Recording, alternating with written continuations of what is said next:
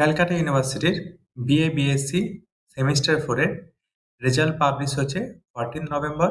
তোমরা সেদিন 2টোর পর থেকে রেজাল্ট দেখতে পাবে এবং রেজাল্ট দেখার জন্য তোমাদের এন্টার করতে হবে 12 ডিজিট রোল এবং নাম্বার, এবং সেখানে কোনো হাইফেন থাকবে না।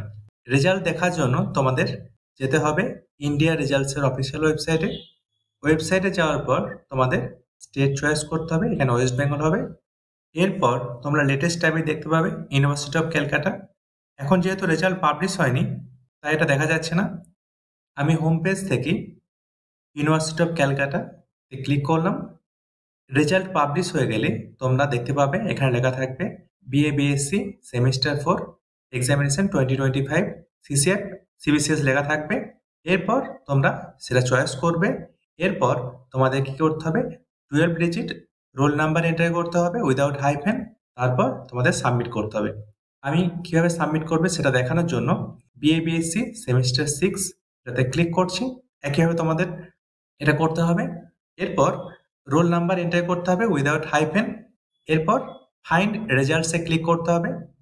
ফাইন্ড রেজাল্টসে ক্লিক করলে তোমরা রেজাল্ট দেখতে পেয়ে যাবে তোমাদের রেজাল্ট, এবং তোমরা এটা প্রিন্ট করতে পারবে প্রিন্ট দিস পেজ বা প্রিন্টে ক্লিক করে।